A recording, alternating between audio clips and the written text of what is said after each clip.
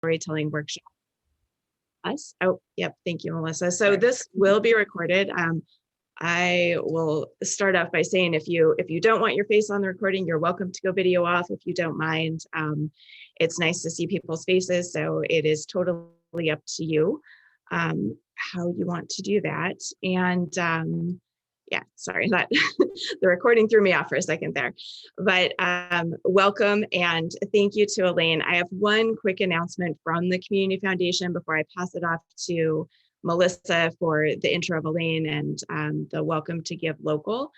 And that is actually two quick announcements. First of all, our community grants are open and we'll be closing at the end of August. So if you weren't aware of that, that information is on our website at thecommunityfoundation.com. And the other announcement, which I will put the link in the chat, is that we are currently looking for board members. And so nominations are open. If you know of someone in the community who you think, wow, that would be someone really good for helping guide our community funds that we have with the Community Foundation, you are welcome to pass that information on, nominate someone. And then the other thing, which may be of a lot of interest to the people in this room, is we are also opening applications for community grants evaluators and reviewers. And one thing that we're doing this year that's a little bit new for us is we are opening that up to everyone in the community, including people who have affiliations with our nonprofit partners. And so we'll have some conflict of interest pieces in place so no one is evaluating your competitors' grants or your own grants. But if you have ever had an interest in what happens after we submit that application and how does that whole process go, you would be welcome. It's a short-term commitment. It goes through September and October. And what those committees do is they review 8 to 10 applications usually, and then get together and make funding recommendations to our board of directors. And so it could be a fun opportunity if you have the time and if you have the interest to get together with the community and participate in those local funding decisions. So I will put that link in the chat. And with that, I will stop and pass it off to Melissa. Awesome. Yeah. So I know many of your faces and I know many of your names also via like email and stuff, but I'm Melissa Roskup. I'm the programs coordinator here at the Community Foundation. I use they, them pronouns, and I mostly like spearhead the Give Local program, but then I do a lot of other things like here and there, mostly with like grants and stuff, kind of helping you out in the background. I wanted to let everyone know that as of yesterday evening, it was a little delayed, but Give Local registration is now up and live. You can go ahead and you can view that at spsgives.org. So basically the same site that you send everybody to for Give Local itself. That's where you also will go to register. There's like a little link in the top that says, you know, like nonprofit registration. You'll click that and then you'll fill out the form and you're registered. And then we also have upcoming workshops that are going to be going on. So as many of you have already, I know many of you have already registered for some of these other workshops, but the most important one is the follow-up to this workshop is that there's going to be a part 2 to this that'll kind of, you know, be a little continuation, and that's going to be on September 14th. It'll be from 9:30 to 11 a.m. again. And so that's always a good one to register to, especially if you were kind of like hesitating. You should definitely do it. It'll be a nice follow-up. We are still kind of like up and down right now. There is a question in there asking if you'd be okay with meeting in person. We're kind of waiting to see how things are going with the new up and downs with the Delta variant. But we will keep you posted as soon as we know. But there are other workshop opportunities as well. We have one next week that is going to be with Three Girls Media, and it's going to be on utilizing PR and media relations. So that'll be a fun one to kind of like talk about what media pitching looks like for your organization, how to put together like a media list of who you want to contact when you have like exciting news that you want to share with the community.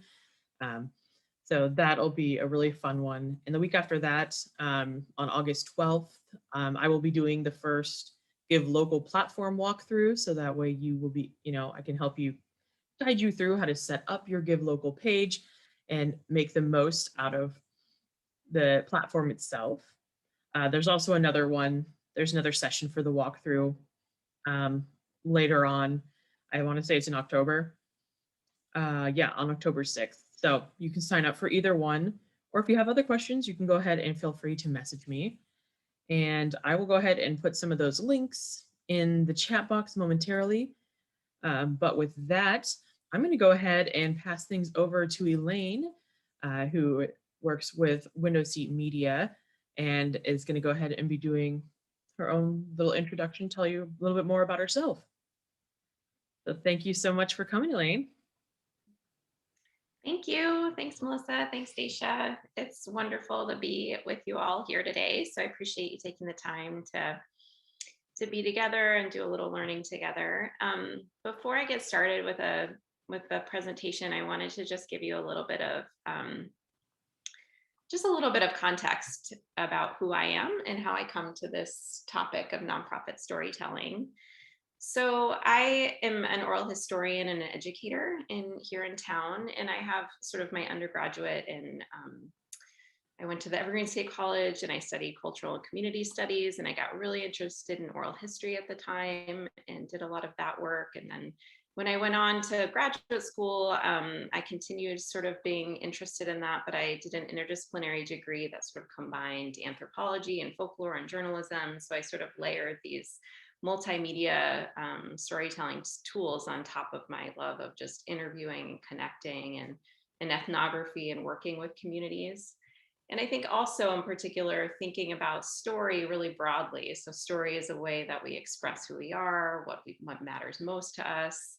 And we do that not just through words, but also through music, through the dances that we do in community, through the food that we grow and prepare and cook. So all of those sort of cultural expressions, I think I was interested in all of the ways that we share stories. And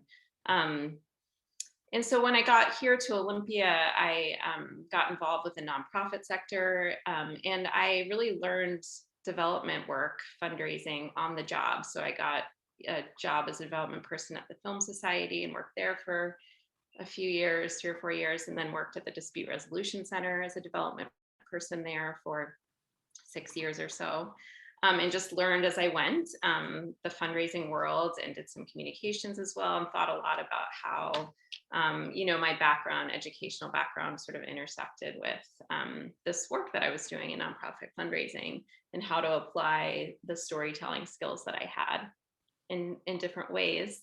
And then I about 5 years ago started this organization called Window Seat Media. It's a nonprofit, and we offer multimedia storytelling services, things like video production for organizations, trying to share the story of their work. And we do workshops like this. And the big thrust of our work, I would say programmatically, is around community storytelling projects where we engage in a theme or a question, and we just invite people in to explore those their stories and share stories, whether it's, we might do a podcast series around a theme or a question. There's usually a community education component, and maybe some community conversations, exhibits. So it's really multifaceted. The idea is kind of creating community around exploration of our stories together and building connection and deepening our understanding and shining light on things in the community. So that's kind of the evolution and sort of how I come, but I just wanted to give you that picture of who I am and how I'm coming to this work. So, and I'm gonna just share my screen really quick. I wanted to share, let's see here. Okay. I wanted to share a quote. So the other thing I'll say is that, from years of doing this work, I've also really acknowledged that it's really impossible sort of tell somebody else's story, and especially working with elders in the community. I mean, the more life you live, the more, I mean, there's just so much. There's so many experiences. People's lives are complicated and nuanced, and there's just a lot. And so I think I've kind of come to think about how I can share just little bits of truth, little gems, little gifts to the world. How can we work with our community to sort of share those truths that people have learned from whatever they lived through in their life. And I think about this quote from Parker Palmer, and he says, "Generosity does not require material abundance. When I think back on the many people who have been so generous towards me, I never think of money or things. Instead, I think of the way they gave me their presence, their confidence, their affirmation, support, and blessing. All the gifts of self that any of us can give." So I think about storytelling really as a process that facilitates the giving and receiving of wisdom that really comes from our lived experience. So that's kind of how I approach all of this work. So I just wanted to give you that sort of frame and context for where I'm coming from, and also invite you to do the same. So I thought, we don't have a lot of time for everybody to talk, but if we want to just spend a minute just with ourselves, and then if maybe one or two people want to share, I'm just curious what gifts of sort of wisdom. I mean, when we think about our communities, our organizations, I mean, hopefully we think about them in terms of a community, right? It's a community. There's coworkers, volunteers, program participants, people who receive services, board members. There's lots of people that we're engaging with, and we're learning from together. And so I'm just curious if you can think about a person or a moment or a story from your community that's really touched you in some way, given you kind of like a bit of new insight. Doesn't have to be, a big thing, but just even a little bit of truth that's been helpful to you. So maybe just sit with that for a minute. And then if anybody feels inspired to share, I will invite that in just a minute.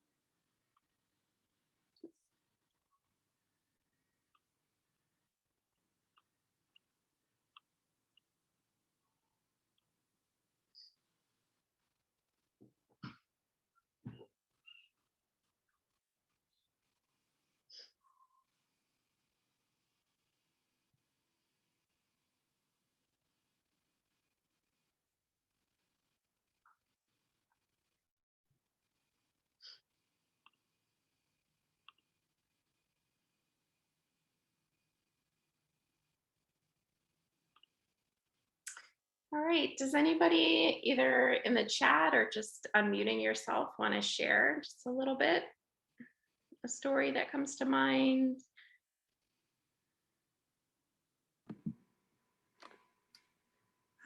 Well, thinking through this, I love that idea of sharing wisdom and the kind of the mutual gift that's exchanged in that, often between participants and service providers. I've been thinking with community youth services, Rosie's Place, where I work. One of the participants, Jonathan, recently shared his story, and he'd come to Rosie's for services over several years, I think 7 different times. And it took him a little while to stabilize. He'd come and receive some services and interact and make some progress, and then fall away a little bit. And the staff recognized that and welcomed him back. And recently he came in and was ready to make some changes at his own readiness with some of the suggestions he'd been given over time, and made some different choices around substance use and then who he wanted to be around in his environment, and was able to stabilize enough to reunite with a family member. And so that, I think, it touched a lot of people who had worked with him. It was also really a reminder that sometimes it takes people several times to change a behavior, get to the change point that they want. So in that case, I think that really spoke to the staff's patience and kind of that model they've set up, where knowing that it's okay to take some time And then as they have these immediate services, having the ongoing supports in place that are there and reliable for youth was really valuable, and just to hear about it from that perspective. So thanks for kind of jogging my mind that way, Elaine. Thank you. Yeah, I love that. And I love how it sort of reinforces a value that you share around the idea of just, you know, people being, you know, it's a process. Our lives are a process it's always evolving. Like you said, sometimes it takes a while. Anybody else want to share something? Al, go ahead. 4-H Robotics during COVID put together a lemon battery experiment and handed out hundreds of them. The idea was for the kids to figure out that they could connect a lemon and make a light bulb turn on. Well, one of the kids was blind, and so that added a new wrinkle. We had to make arrangements, connect a buzzer. And so once the lemon circuit is connected, the blind kids could hear the buzzer go off, just powered by the lemon. So that was an interesting wrinkle. Great. Thank you, Al. Appreciate that. All right. Well, I think I'm going to move on from there, but it's just, yeah, I'd encourage you to think about those in your days ahead. All right. Still kind of getting used to being able to do PowerPoint and also seeing you at the same time. So it's going to take me a minute. All right, so this is what I'm hoping we'll do today. I'm going to talk a little bit about what I mean. So the workshop's called Moving Beyond Curated Storytelling, and what does that even mean? So I'm going to just share a little bit about what that idea is and where that comes from.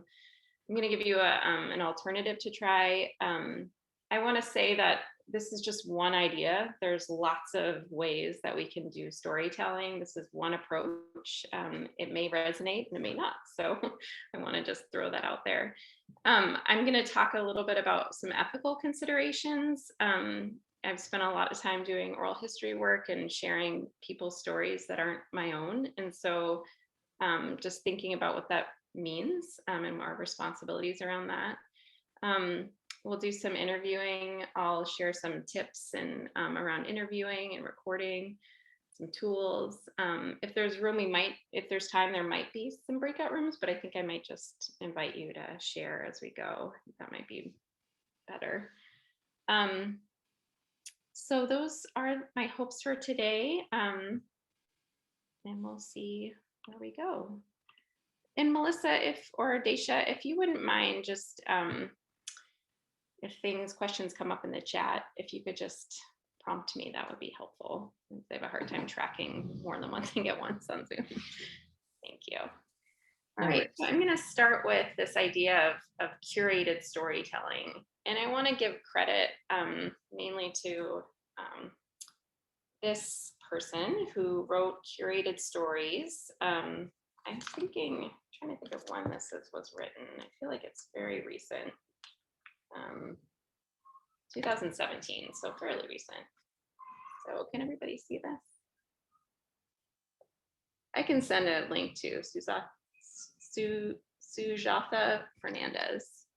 And so a few years ago, or actually, now that I think about it, it's like right when the pandemic happened, so it's last March, I taught nonprofit storytelling at the Evergreen State College through their MPA program, and this was kind of our primary text that we used, and I found it really helpful. It kind of articulated a lot of the questions that I was struggling with storytelling. She focused specifically more on sort of storytelling in political campaigns, and when you kind of approach legislators, kind of that type of testimonies and things like that.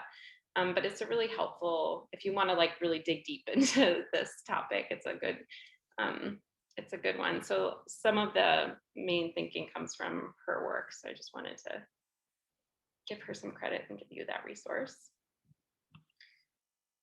So curated stories are very short.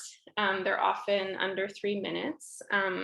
We know that people's attention spans are getting shorter and shorter. So our storytelling online has become shorter and shorter.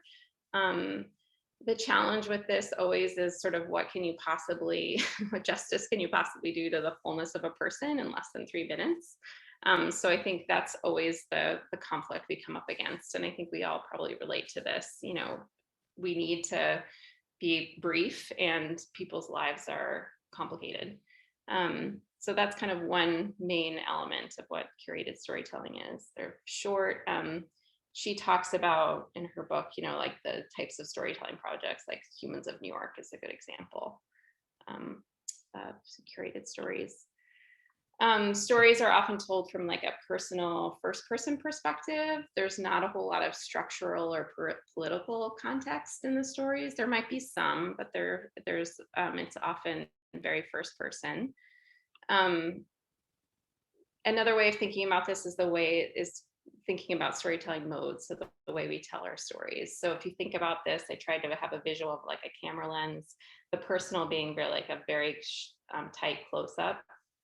And then kind of widening the lens from there. So thinking about first person, personal storytelling, widening the lens further is more collective storytellings about our community. They might include individuals, but you get a bigger context about the issue or the problem.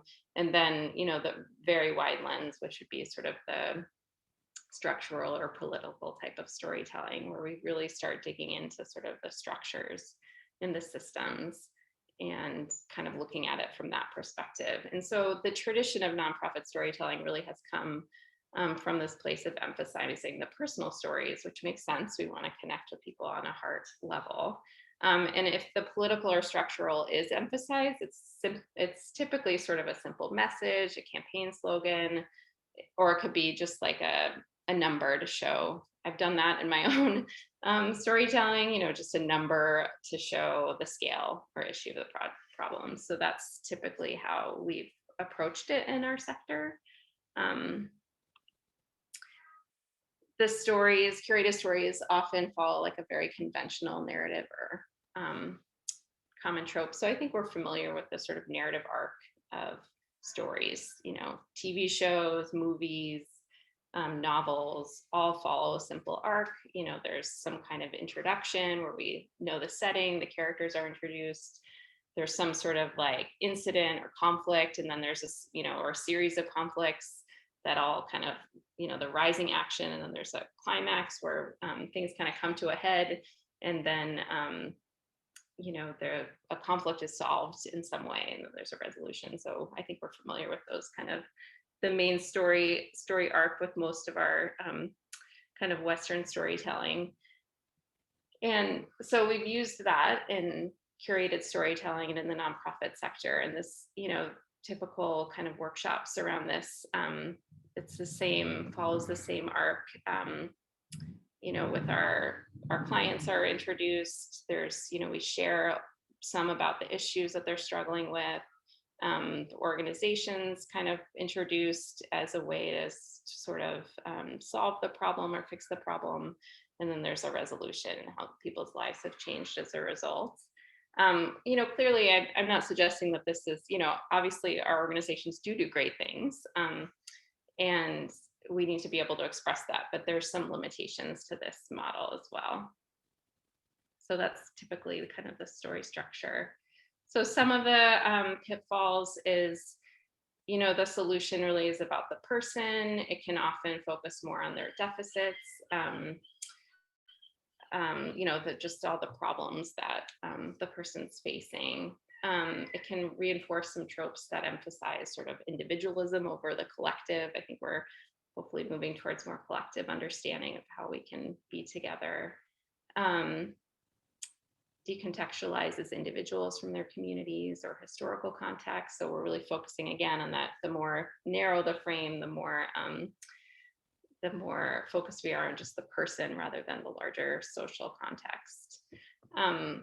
It often can elicit emotions like pity, guilt, sympathy, that don't tend to be as empowering, I think, for our community members and our donors. And then sort of this emphasis on transaction. So we sharing the story, we're hoping to get a gift. So this is some of the pitfalls of this type of storytelling. We still need to be able to tell stories of our work and our impact, but this is kind of some unintended results that can happen from following those kind of formulas. So I also wanted to say that there's a really good resource called Frameworks, and that I would highly recommend checking out if you want to think about how to do some storytelling that is more from that sort of collective or structural political framework. They talk about these differences. I talk about them as like personal or collective or political, and they talk about it as episodic or thematic. So episodic meaning more personal, thematic meaning more like of the community or political context. And I think this is a good way of thinking about it. So they talk about context defines an issue as public in nature, and therefore appropriately solved in the realm of policy. The more episodically social issues are framed, so the more personal, the less likely it is for citizens will hold government, other civic organizations accountable for solving the problem. The more thematic, or the wider the frame, and contextual the coverage, the more likely it is that citizens will see the issue as one appropriate for collective action. So see themselves as a part of that solution. So there are so many resources and examples on that website. I would highly recommend checking it out. So when we sort of widen that frame, one of the things that happens is we focus on assets. So thinking about, like I said before, like what are the sort of gifts of people's experience, not focusing, even, people go through all sorts of challenges in their life, and sort of what are the gifts that we learn from those that we can give to others, that really emphasize the assets of people. When we sort of widen that frame, we provide context. There's more opportunity for education, understanding the bigger issue. We can see how we're interdependent, interconnected, and we really invite people to engage in sort of the we. So how we can see ourselves reflected and a part of the, not just the solution, but how all of our lives change and are better as a result of addressing some of these issues. So I think that's kind of some of the ways that we can sort of shift our storytelling a bit. And I also wanted to show this is kind of a very small font here, and I can email this. But if you are doing some storytelling in your organization and you want to think about, hey, how is this fitting within this sort of idea of sort of episodic, thematic, personal, political storytelling, there's Frameworks offers kind of a list of questions that you can kind of ask yourself. So for example, like the first question, does the story open with an individual portrait of a victim or tragedy? Or does it begin with context? So you can kind of like go through and think about your own storytelling, what you've done in the past, or moving forward, thinking about how to frame your stories. So that's just a really nice resource as well. So again, I would suggest checking out their website. They have a few videos too to look at to see how they're also presenting things. So I'm gonna do a quick time check here. Okay, so I wanted to give you an idea to try that focuses on still on people and stories, but from that perspective of just like little bits of learning or wisdom that we can put out into the community. And again, I just want to reiterate that this is just one idea. So, and this connects, I think, with the work that we're doing at Window Seat Media with our community storytelling projects. Thinking about connecting your work to sort of a larger idea or question that your community, donors, staff, board, all the people involved can engage with and explore in community together. So thinking about, this process. So sometimes, when we think about the storytelling process, we want the story so we can have, which, this totally makes sense. We need to raise funds for our organization. And we need the story to do that. So we collect a story, we put out social media, we might play it at an event. But thinking about, is there a process that could simultaneously do that and kind of build capacity, educate your community, provide opportunities for your community members to engage with each other and the ideas of your organization. So thinking about your storytelling in that perspective, it takes more capacity to do that, but there's some like unexpected benefits, I think, that result by providing a format that people can engage with each other and learn from each other along the way through the interviewing process. So one thought is to turn your organizational values or principles into a question. So most organizations have a list of values or a list of guiding principles, and they're usually statements, they're assumptions about what you think is your work is doing or what you value. And so how can you kind of turn those into a question that then you can invite your community to explore together? So you could come up with maybe 3 to 5. It doesn't have to be a lot of questions.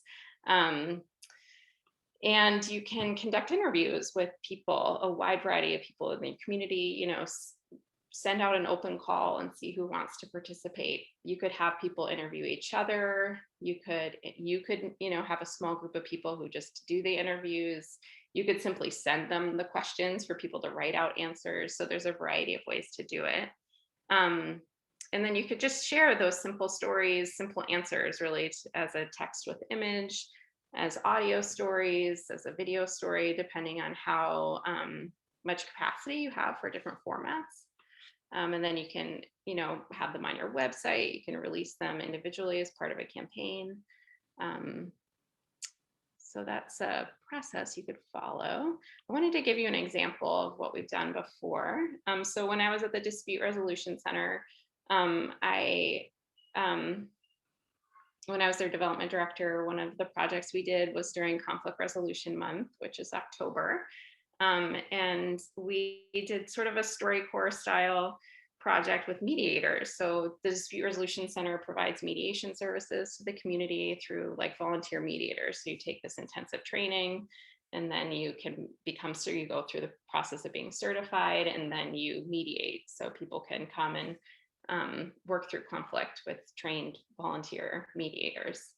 And there's a lot of intensive sort of community education that happens throughout the process of being and continuing to be a mediator, lots of learning. And so we thought one idea would be to have the mediators interview each other and about just little learnings that they've experienced through their work as mediators. And what we did was we played them every week during Conflict Resolution Month on CHAOSS. So CHAOSS at the time had like what they called the Community Connections Report, which they featured like nonprofits. I can't remember if it was every week or every day, whatever it was. But so they did. So I'm going to play you a couple stories so you can see what they sound like. But these stories don't have any like introduction or credits at the end or music because they were played on CHAOSS and they did that as kind of a verbal DJ type thing. So they set up the context of what this was. So you'll notice that it's a little, there's not that sort of context to it.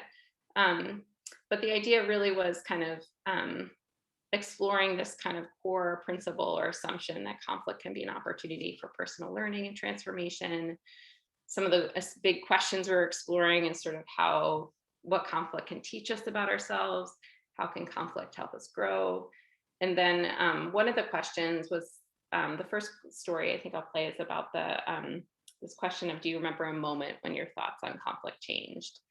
So I'm gonna play that one. I need to stop sharing and just do a different one. Second.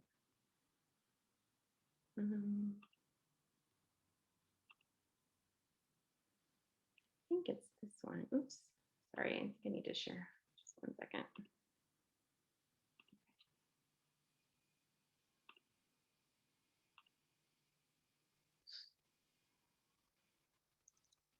And I'm hoping that this volume, I never totally know how the volume comes across, so hopefully it's okay. Uh-oh.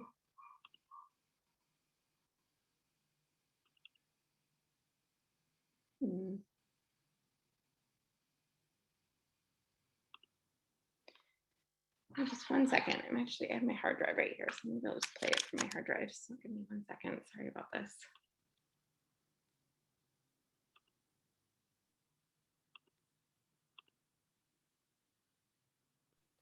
Well, Elaine's getting that set up. Does anyone have any questions or, like thoughts that they want to share about what's, been discussed so far?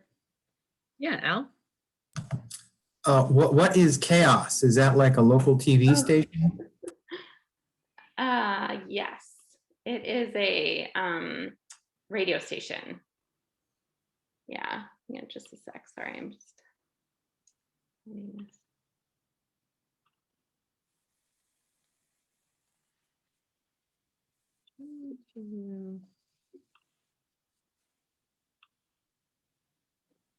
Trying to remember who runs Chaos.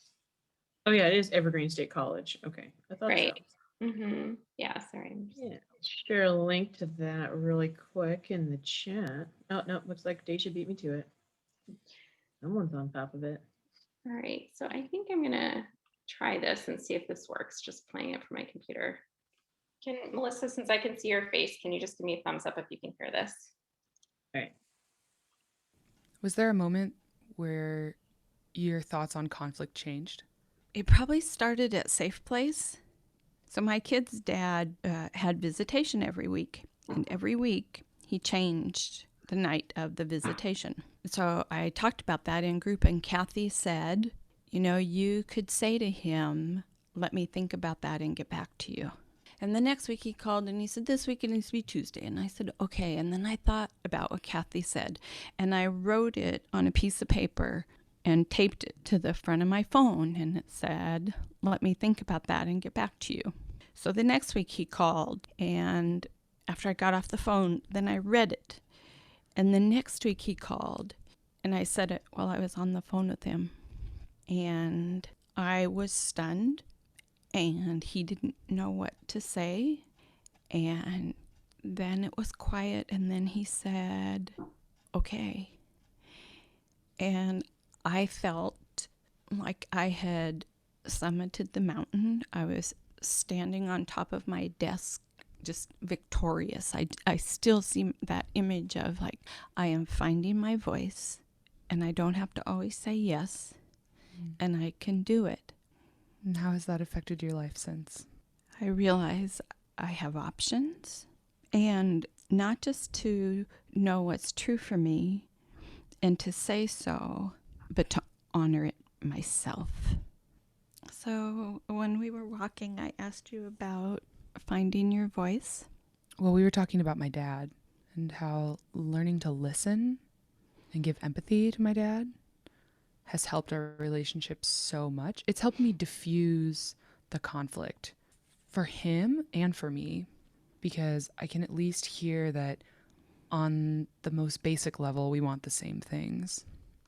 And my question to myself has been, what would you say to your dad if you were standing in full power on top of your desk, voice singing freely? And I don't know. And that's hard sometimes to not know. And I think there's great power in the phrase, let me think about that and I'll get back to you. You don't have to know everything all at once. And I'm just so excited for the potential for us to have a positive relationship in the future. So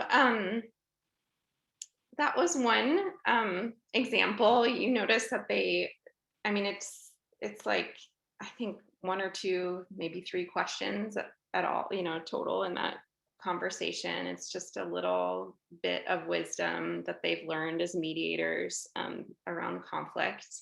The project was nice because it gave the mediators an opportunity to have these long conversations with each other.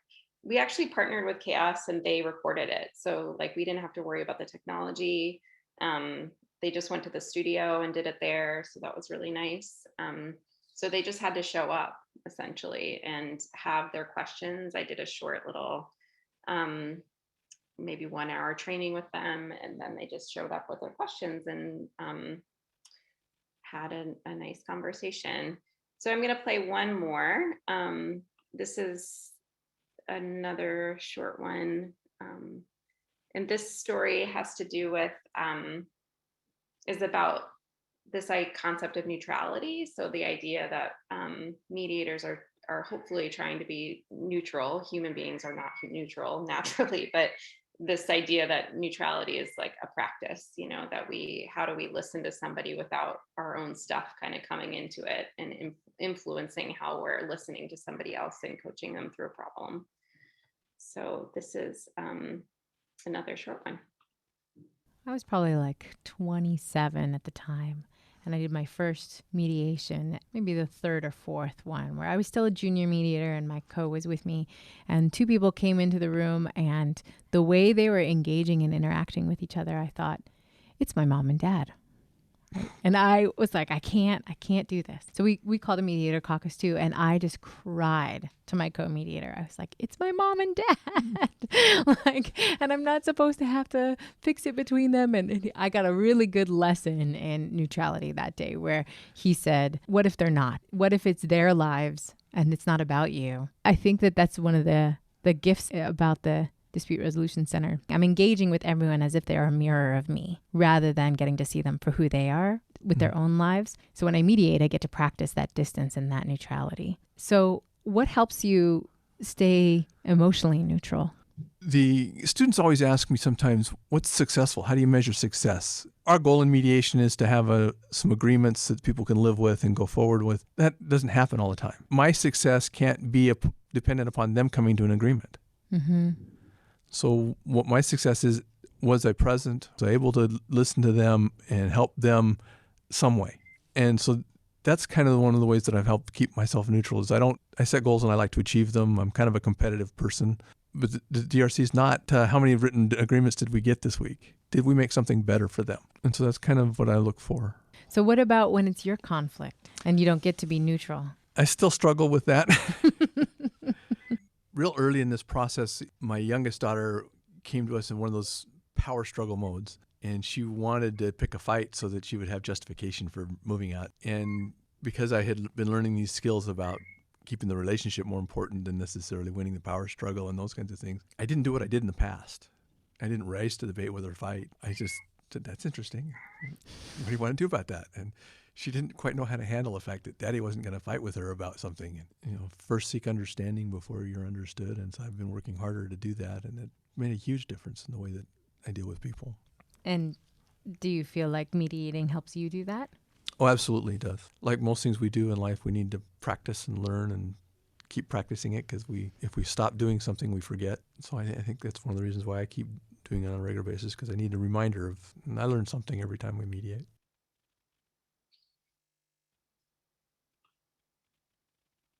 All right, so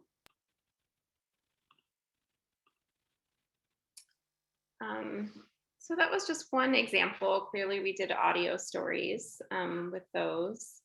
I'll get into a little bit more of the difference, the benefits and downfalls of different types of formats. But that's just one idea of, thinking about engaging with an idea, a question, turning those sort of core principles or assumptions about your organization into a question that invites community members to engage with.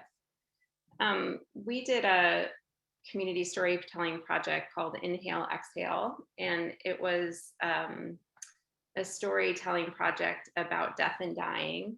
And it was specifically around thinking about kind of what our blueprints were for death and dying. What are those like early stories that sort of imprinted on us that really informs the way we, throughout our lives, sort of the care we seek and receive at the end of life. So what are those sort of core narratives around death and dying for us, and how it influences the care we seek and receive? That was kind of the ideas of that project. And we worked with an advisory group to sort of come up with the themes and the questions. And one of the things that came up was this idea that there's sort of no one right way to die.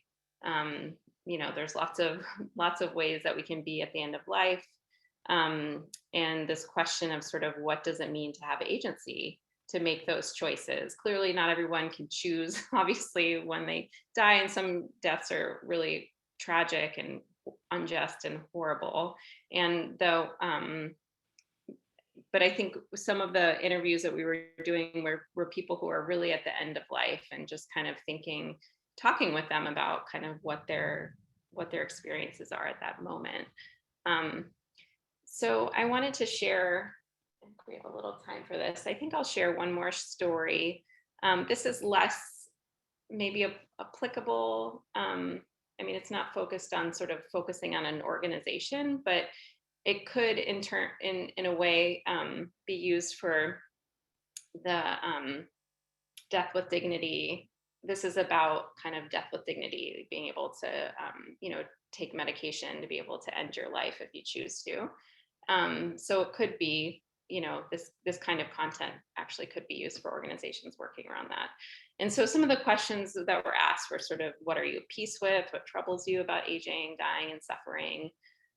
So this is with an elderly woman who's considering her end of life. So let me get to that. Just a second. And this is another audio story.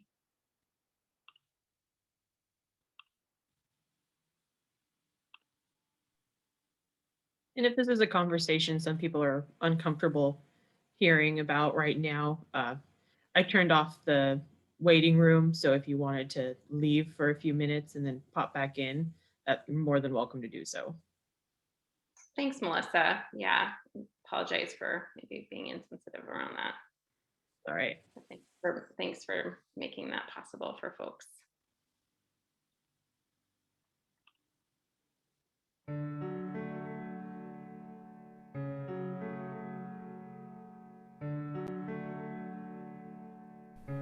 I'm Elaine Vradenburgh, and this is InhaleExhale, a community stories project that invites people in the South Puget Sound to reflect on their stories about death and dying. Today, we hear from Olympia community member Roseanne Rance. I have a practice that I go imagine that I'm on the moon. I have a special place where I sit there and I look at the earth. From that distance, I can magnify the earth and see every little thing that's going on, or I can go back farther out and see the whole world as one. And it gives me a different feeling about being a person on this planet. It's just a place where I am for a while. And I'm not going to try to make it something that it isn't. What does it mean to have agency at the end of our lives? For Roseanne, it's being able to choose when to die and how to die. It's being able to make her own decisions about her body. It's about accepting our impermanence. Roseanne will be 81 in January of 2020. She's lived with Parkinson's disease for almost 20 years. And she's at peace with dying. Death is not people's favorite subject, but I think it should be something that can be talked about openly and freely and with a kind of joy for being able to live a life that we have, and being able to die in the way that we want. I wish there were a way that I could just say goodbye and take a trip and not come back, sort of thing. And I haven't figured out how to do that. But things are slowly getting worse. Parkinson's is not something that invades you. It sort of sneaks in different places and reminds you that it's not going away. There is no medication for it, no cure, no way to help it. I've heard stories of people choosing to die. I haven't made any decisions myself about death with dignity. I just think that the idea of having ownership over my body is right. It's not giving up life, it's completing life. Dying is just like being born, it's part of our life. I would like to choose how I want to go, whether I want to stop taking medication, stop eating. I feel that that's my prerogative.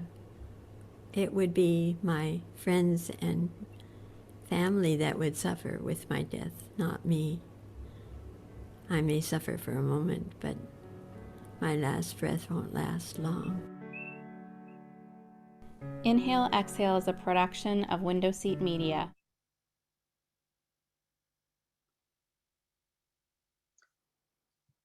So again, that's less of a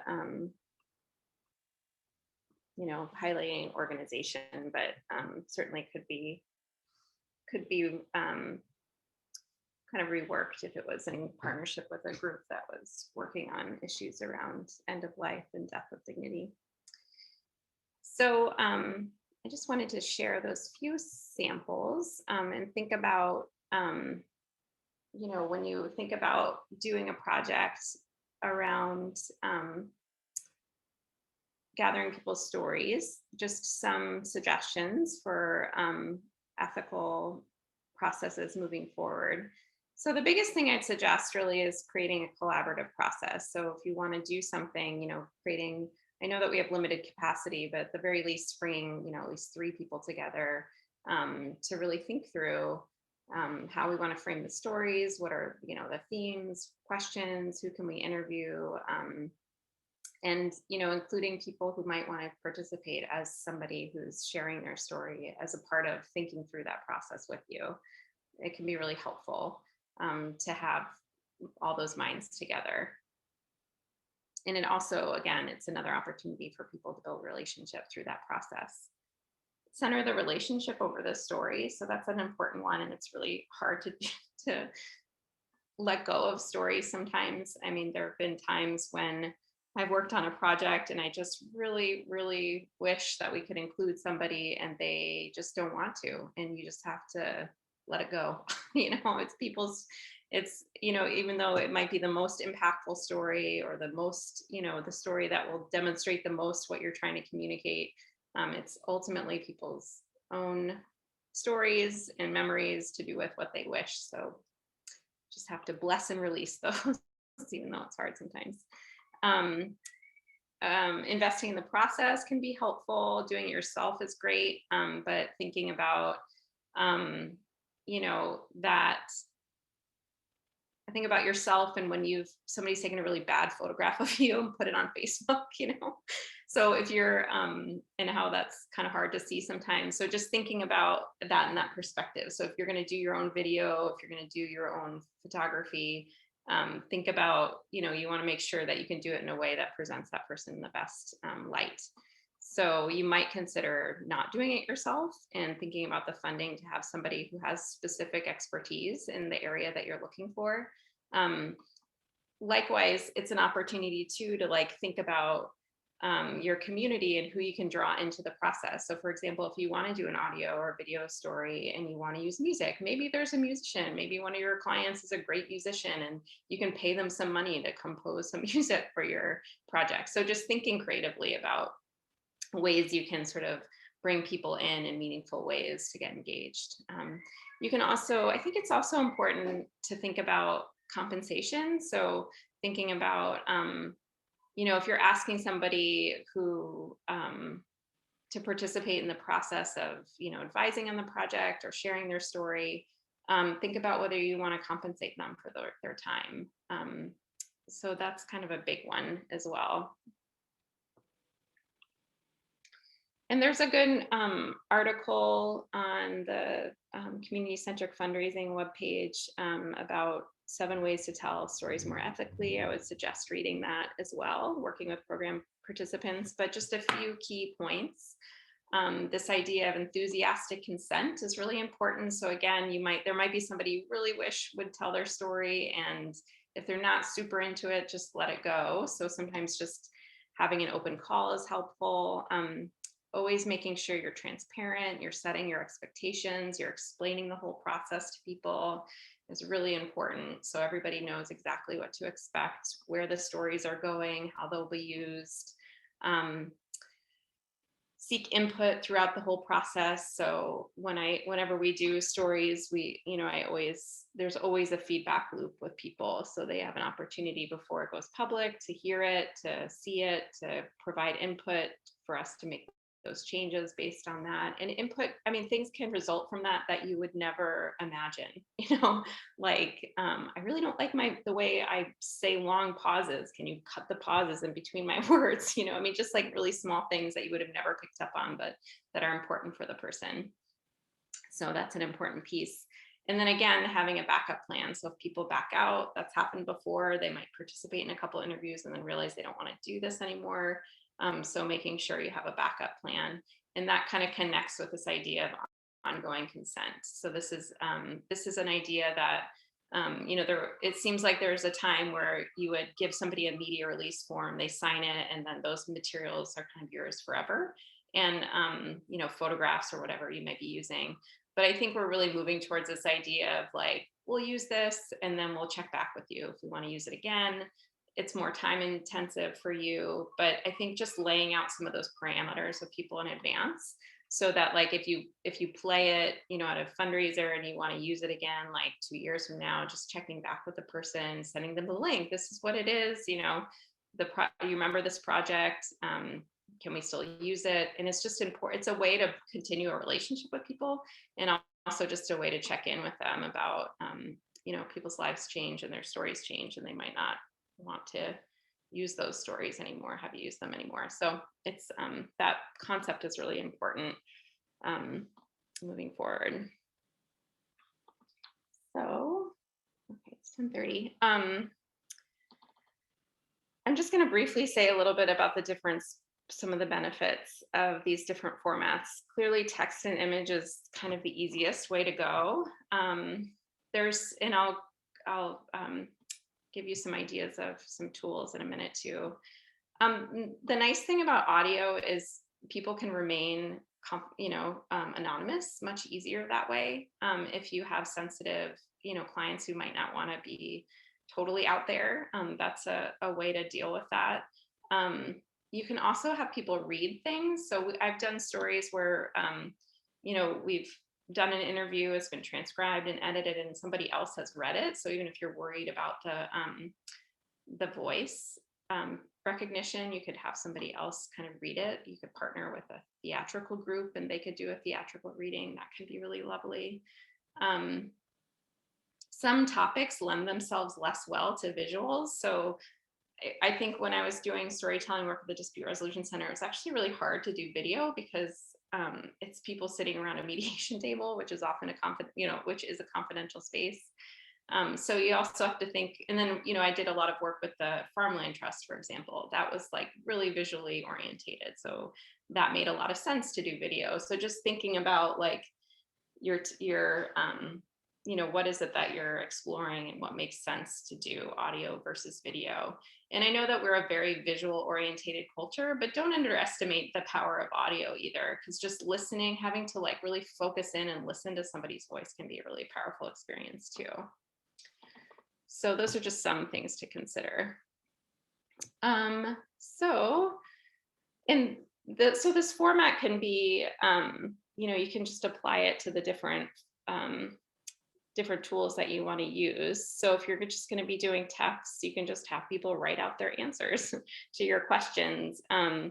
You could also do a audio recorded interview with them and transcribe it. You can, one good resource for images, if people don't want their own image, there's a really great high quality images on Upsplash. That's a really great resource for images that you could use. if you're going to do audio, again, people can write things out, they can read it. You could also do a short interview. The best tool that I tend to use is called Otter. It's an app you can put on your phone, and it transcribes simultaneously. So you can record and it simultaneously transcribes. It's not perfect, so you still have to go through and listen and edit and clean things up, but it's at least you're not like, typing everything word for word. And it's nice because it's just right on your phone, so you can just use it as recording software at the same time. And you can just create a short story from that. There's a good website called Premium Beat, and they provide some really low cost music if you need stock music for things. That's a good resource, but I also think it's really fun. We have so many creative people in our community. If you have resources, you could also partner with a musician to create some original music if you have time and energy for that. So a couple of things about recording tips I wanted to share. This is from StoryCorps. This is another really great resource to look into if you want some tools for interviews. In terms of recording, if you're going to do it yourself, a couple of tips that they have you keep in mind is recording in rooms that are carpeted. So you want to avoid carpeted, low ceilings, closing your windows or drapes, things on the wall, all of that. What that does is it keeps the echo at a minimum. So it kind of, to the best of your ability, like offers you a way to, without having a recording booth, to have a recording booth. So those are some ideas. So if you're like in your office, for example, can you go into a space that actually has a carpet? The smallest room possible. Think about like things that are going to impede on your audio quality. Like, is the room, something that happens to me because I work downtown is there's seagulls outside a lot, which is happening right now. So just thinking about like what kinds of like ambient noise is going on, that's going to be interruptive to the recording that you're going to hear. So just keeping those things in mind. Do you have a lot of traffic noise? Are you doing an interview at the time when they're like doing pile driving right next door? Like that kind of stuff, just thinking about that. So again, this is also part of the StoryCorps website. So when you're doing these audio recordings, you can download that Otter app on your phone and you can record using that. And then you literally can just like use your smartphone and just hold it. You can have the person hold it. You can sit close to them and have them hold it, but just kind of pointed like this, 6 to 10 inches from somebody's mouth. And that's a pretty decent recording, to be honest. These phones do pretty well. So that's, just one way to be able to do it yourself. Video, you can also, do video. I'm sure you all already do videos on your phone as it is, but you can just use your phone. The one thing I would recommend is getting a tripod to avoid the camera shake. So just if there's a way you can get a small tripod for your phone that you can just like put on the table, so you're not holding it the whole time. If you have resources to invest in an external microphone, they sell those that you can plug into your phone. That's just nice to have an extra better quality sound. And then there's, free software, iMovie on Mac. You can, that's a good one. And again, with music, thinking about that Premium Beat is a good source of music.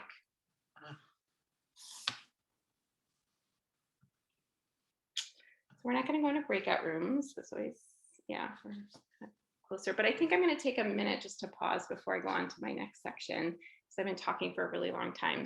So I want to give you guys a chance to ask any questions you might have at this point, and then I can share a few more things before closing.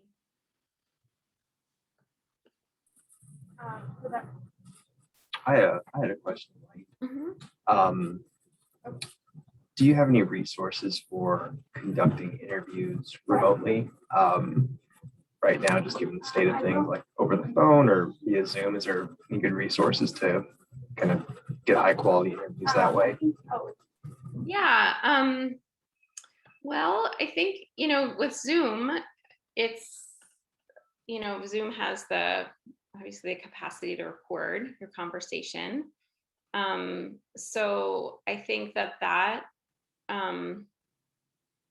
is what I've done so far, really, and that's worked well. If there's a way to purchase like a external microphone that you might be able to, it's going to take a little, I think, coaching on the part of whoever you're working with. But if there's a way that you would be able to sort of coach them a little bit on using an external microphone, if that's a possibility, you'd have to talk through kind of what their computer is looking like, and can you, the specifics around that. I do have like a handout that I gave to some folks doing some oral history around doing Zoom recording that I'd be happy to share, Zoom interviews. I think one thing also is, I think that's helpful is having, and I feel like I've noticed this with another interview, is having the person who's, and maybe this isn't the case, but I think for some reason it feels like when you record on Zoom that the quality is better if the person who's being interviewed does the recording rather than the other way around. There's something about the microphones, I think, and the way that it picks it up. So that's another consideration, but I'd be happy to share that handout if you feel like that would be helpful. But I think as much as you can I would just do it by Zoom. There's also a resource called like Tape a Call. That's like an app you can put on your phone for recording a phone conversation that I've used before.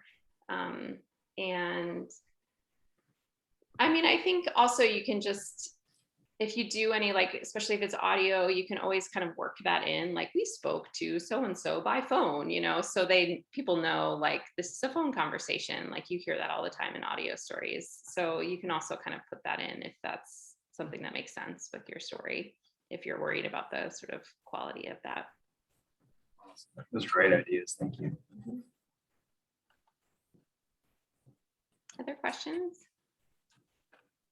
Hi, this is Allison from the food bank. Is the Otter app, do the Otter app and the StoryCorps apps kind of overlap in terms of recording, or was the StoryCorps more for tips and tricks? That's a good question. I've actually never used the StoryCorps app. My sense is that it's more for walking you through the process. You can add your questions and that. I'm not sure it actually records and transcribes, but I could be wrong. But I think the Otter app is super user friendly, and it's great. It's for free. But if you have the time to look into both, you could do that. But if not, I would just suggest using Otter. Great, thank you. Yeah.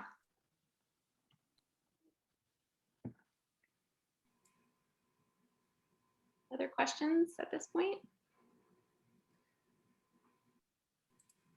Well, one thing this made me think of is with audio, if somebody that kind of takes out a literacy barrier a little bit and increases access. So I'm excited to look into some of the resources you gave today as we kind of wrap our minds around different ways to tell stories. This is really nice to have this set of resources to choose from. Oh, thank you. Good, that it's helpful. Mm-hmm.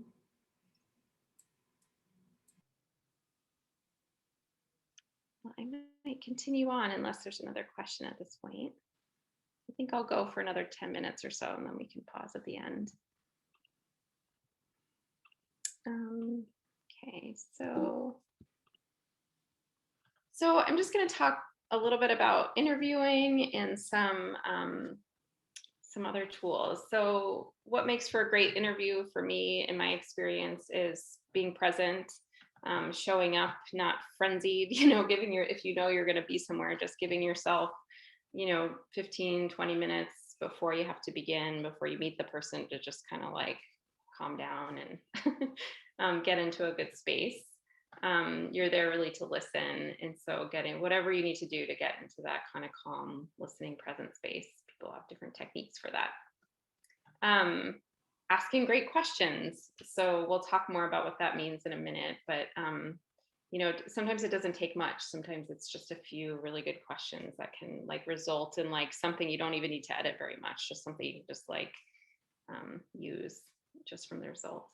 Genuine curiosity. So just really thinking about how you can, again, this idea of like neutrality, like not necessarily like thinking about their life in terms of your life, but like just being curious about their own unique experience that has really nothing to do with you.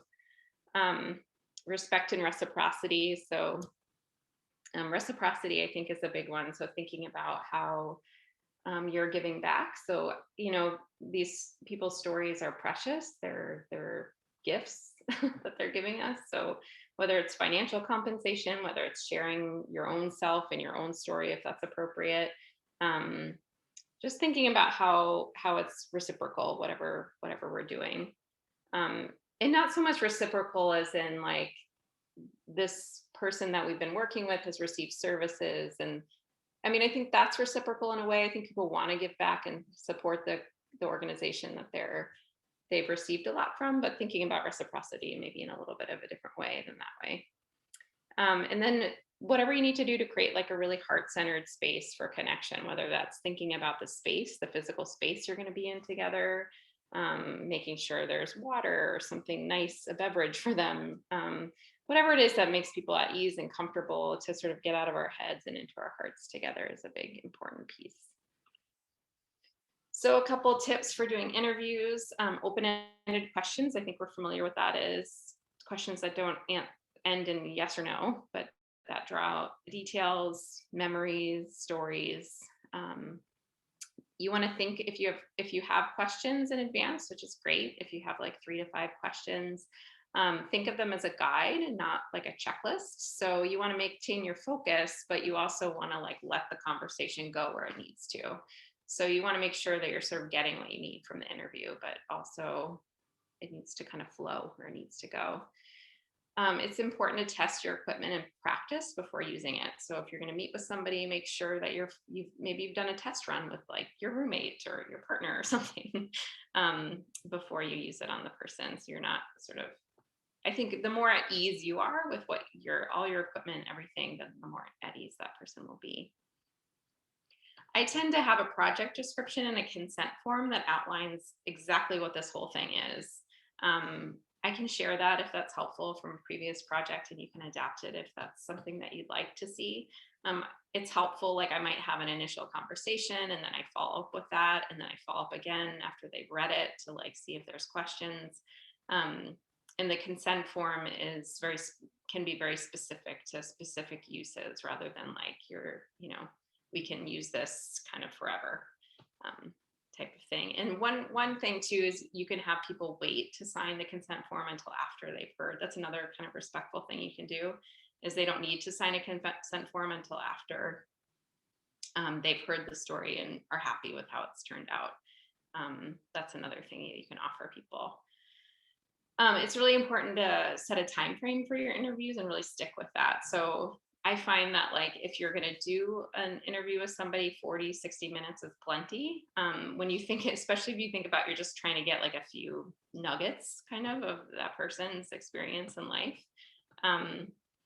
Anything beyond that can get tiring, both for the person who's listening and for the person who's speaking. And if you find that you just didn't get what you needed or you want to do more, you can always do a follow-up interview. But I really suggest like making sure you're mindful of your time and tracking your time so that like you give yourself maybe 10 to 15 minutes before that sort of buffer to ask them, is there anything that we haven't talked about that you'd like to share? Because often that will prompt them to say things that you had no idea that they were going to tell you. And then that might lead to a follow-up question or two. So just making sure you leave that sort of 10 to 15 minutes at the end as well. So here's some sample prompts that you could kind of like fill in the blanks to if you wanted to, and some of them might not be super applicable to your work, but I just wanted to give you a sense of like what a good question sort of is, I guess. And again, they're open-ended. There are things that sort of like, you want experiences, you want memories, you want details.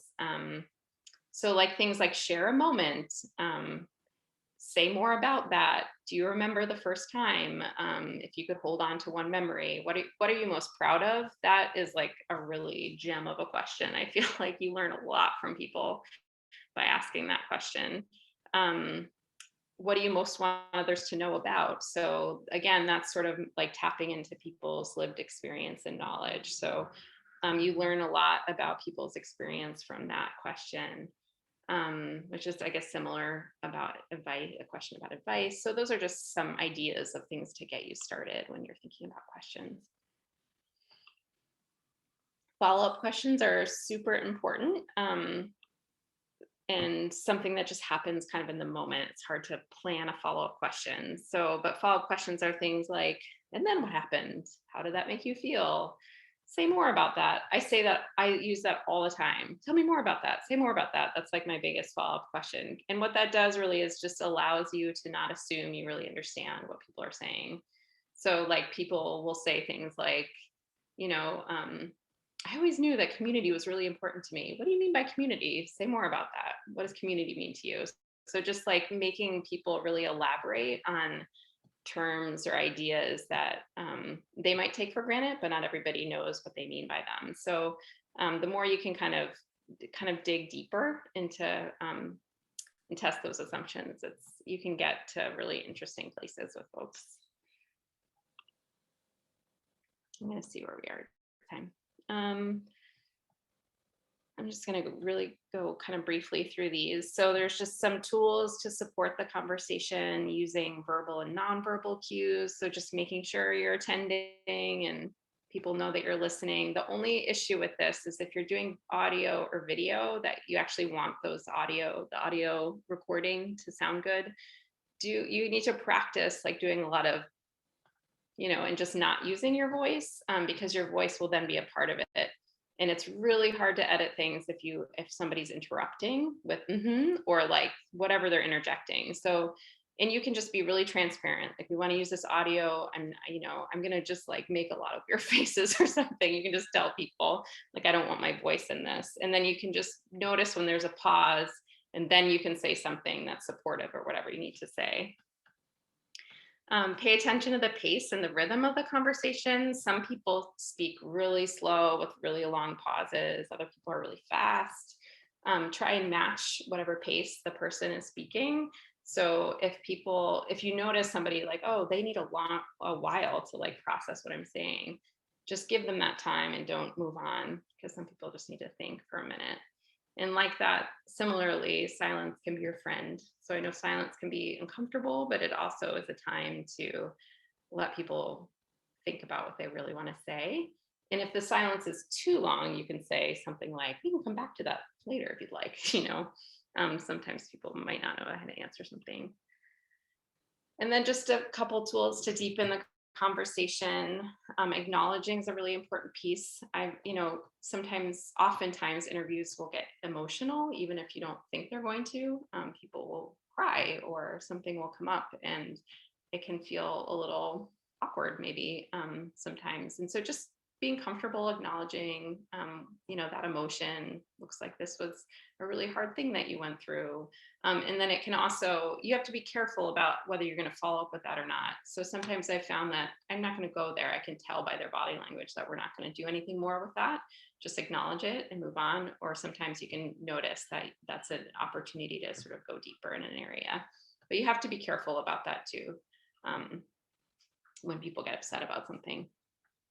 And then just clarifying and summarizing. So again, that's sort of the say more about that. So just making sure that you're not assuming that you really know what people are, what they mean when they're responding to a question, just delving deeper. And then finally, I'm just going to say briefly about accessibility. Thinking about, if you're doing video, can you use closed captioning? Do your images have image descriptions? Are the fonts sort of big enough? Do they have contrasting backgrounds? I know like on our website, if we have audio stories, we always have a written transcript below for people to read. And there's an amazing website. I feel like I don't know enough about accessibility yet at all. And I've worked with Rooted in Rights with some projects, and they're so amazing. They're out of Seattle, and they have a lot of resources to help you think about how to make your media more accessible. So another great resource. And I'll share all of these with Daisha and Melissa, so you have all these sites and resources too after if they're helpful. All right, so that's all I have for today. I wanted to give us a few minutes. I know it was kind of a lot, but I wanted to give us a few minutes to, if there are any other questions, things to clarify, things you want to talk about in the context of your own organization.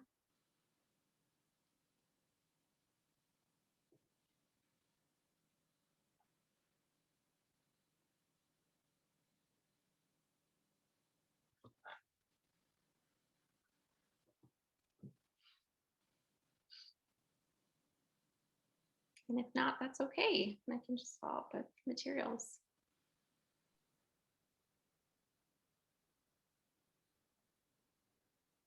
Awesome. Well, if people do obviously think of anything, let us know. I was just going to ask Elaine, for those folks who are going to be joining us again in September for the follow-up, is there anything that maybe they should be taking away from today's session to kind of bring back with them at the follow-up, or anything that you kind of like, any last minute questions you kind of want them to think about during that time apart? Mm-hmm. Yeah, well, I would just suggest if you want to try, I put forth a template to try in terms of like thinking about a value or a principle and turning that into a question, and asking a variety of people in your community to sort of do that. And whether that's through interviews or through sending that question through email, if you want to do video interviews. So I think if you want to if people are interested in that and want to give that a try and bring back whatever they have at that moment, we can sort of workshop those things together. You could be further along in the process or earlier along, but I think we can just use it as a work time if that's useful to folks.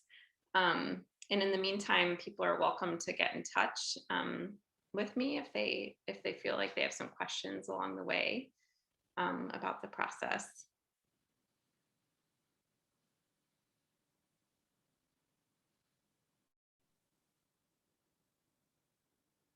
Awesome, thank you. Yes, I'm trying to pull up some of the thoughts people had when they registered for this. And one thing that I see, someone commented that they're kind of interested in that they struggle with telling their organization's story in a specific way that appeals to both new and existing donors. Do you have any maybe suggestions on how folks might try and think about it in think about curated storytelling in that context? Or how they might be able to find out what would work best for them? That's an interesting question. I mean, I think one thing is that I think is kind of interesting is sort of pairing. I don't know. I mean, I guess it sort of depend on knowing who people were, but I think it can be interesting to just if it's like donor to donor, having a more somebody who's been more engaged and more committed, to invite that person to share their story, to connect on sort of the donor level.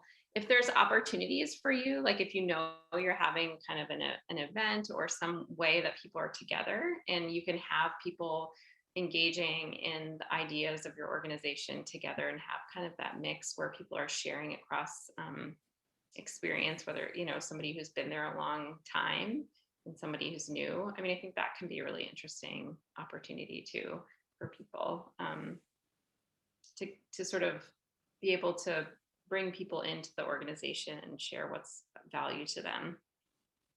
So that's another thought. Mm-hmm.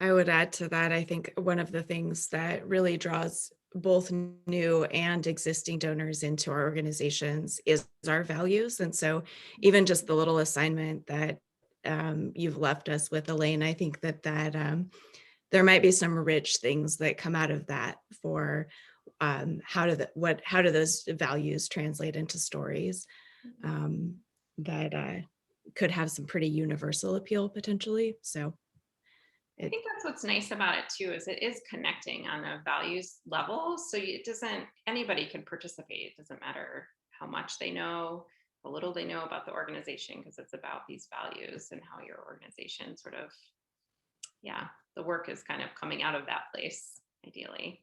All of our work ideally is driven or guided by our values, our core values.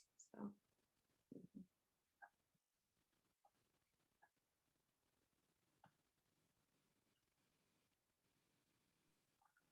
Awesome. Well, I want to make sure to respect everybody's time and make sure that, because we have about 2 minutes left. So if there's any follow-up questions that people think of, they can go ahead and email me and I can pass them on to Elaine. Or I think we'll have Elaine's email in the, is it okay if I include that, Elaine, in the follow-up email with the materials? Yeah, absolutely. Yeah. Perfect. Yeah, so I'll send that out as well. That should hopefully come out at the end of this week. So we can get all those out to you and you'll be able to review the recording session, all that kind of stuff. And a quick follow-up to Daisha's comment is Daisha actually is going to be doing a presentation here in August and again in October that talks a little bit more, that explores a little bit more of what we talked about today, talking about humanizing fundraising and how we tell some of these conversations in the realm of the world of fundraising. But I think with that, I think that's about it for the day. I think so. So thank you everyone for coming, and thank you, Elaine. I've learned a lot. I hope there's some good ideas that everyone else has come away with too, and really looking forward to seeing you at the next workshop. Great. Thank you, everybody. Have a good one. Yeah, it's great. Yeah. Thanks so much, y'all. Thank you. See you later.